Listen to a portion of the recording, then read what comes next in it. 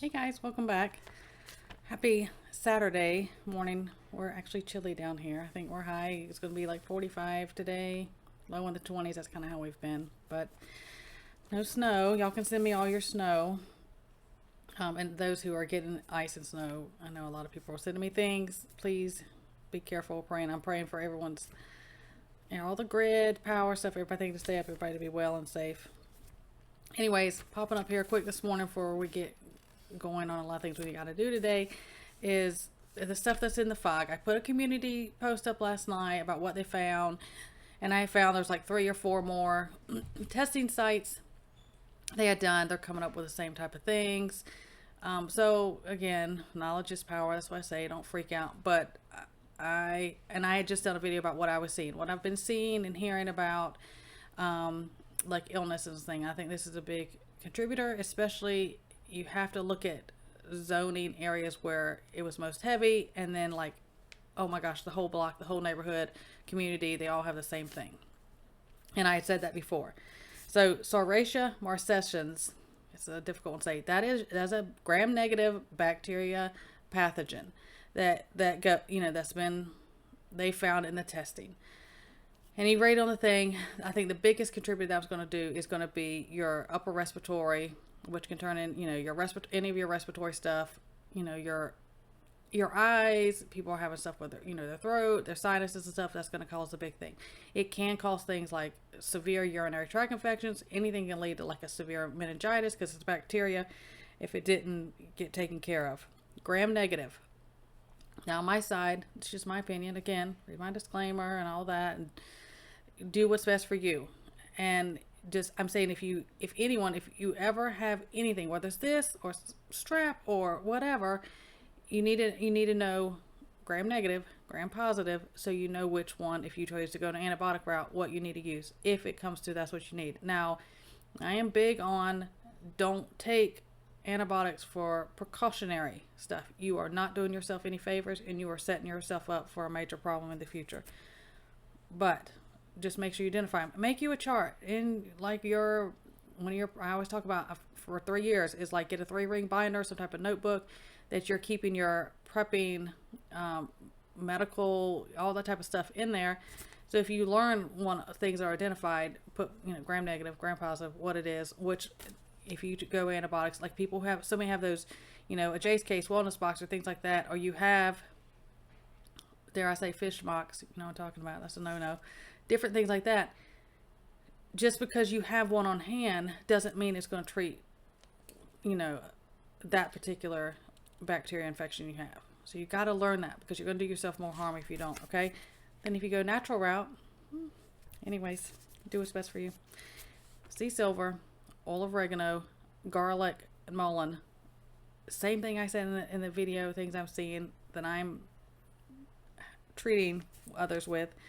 Same thing is going to work for this type of stuff because it doesn't matter if it's gram negative or gram positive, okay? But again, do what's best for you. I will say that the severe respiratory things I've seen, repeats, I know, but I'm saying so many of the things that I talk about, it's such a broad things that it treats, multiple things. The oxygenation therapy video I did a long time ago, I've put it in several different things. I believe I put it in the fog illness video. I put a link down there. Go watch it.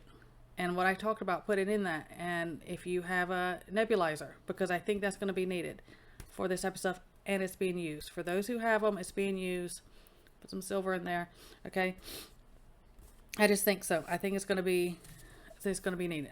We knew this isn't like a surprise and I'm so shocked and devastated. This is part of it. And again, that type of stuff is out of our control. There's no sense in getting yourself in a panic state and freaking out.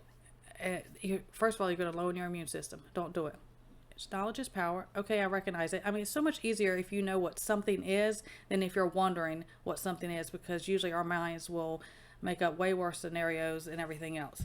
So you know what it is. You know what you need to do. You know what signs to look for. And then you keep moving forward. There's that type of stuff's out of our hands. There's nothing we can do for if they decide to do things like this in the air, you just can't. So just be ahead of the game, knowing what it is, and this is what to look for. And if you saw the videos, there was a lot of different things, people who had pools, and it was making this weird foaming stuff. That was stuff that was, I would say, carriers. It was carriers that was in that. It was reacting with the chlorine. I would not advise swimming in that. When you have that foam effect on there, you have got a chemical reaction, and even breathing that chemical compound reaction. There's so many things you cannot mix with chlorine. It's going to cause a major problem. Inhaling it, and then just urinary stuff and different things getting in mucous membranes, that would be a problem. Again, I don't know how to clean that stuff up. We don't have a pool. We don't do that here. We go to the springs and we swim in those things. But I want to come on and address that, because as soon as I put it on my key, and I put it up pretty late last night, my email's full this morning. That's what it is. And it has it in there, but the same things. It's the same type of treatments that I've gone over. There's so much of that type of stuff. I think that is my thing about, if you decide to go a natural route, a shorter list of things will treat a bigger range of things than if it's the other route. Okay, that's all I'm gonna say. But again, do what's best for you. I don't care what anyone does. I just want people to be prepared and have knowledge and know-how about things, and don't wait till things get too late. If you start feeling something going on, or I was exposed, hey, I'm exposed to something, or I'm starting to feel something, go ahead and get on board and start doing things for your immune system. Take some things depending on what it is, and just stay ahead of the game. Okay.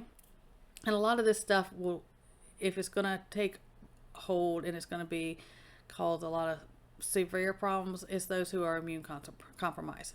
And that's true for anything. And it's just what it is. And if you are one of those people who are immune compromised, you need to take extra precautions. And if it's super foggy out, I wouldn't go right out. You're never going to keep it from never coming in every little crack of your house and in and out the doors or anything like that. But just use common sense and listen to your body, and do not be fearful. Do not be crippled by fear from this, because that is part of the game plan of why they do all these things. So I hope that helps and calms some minds, so I can address this as a whole for the emails and stuff like that. So everyone stay well, God bless, and I will see you next time.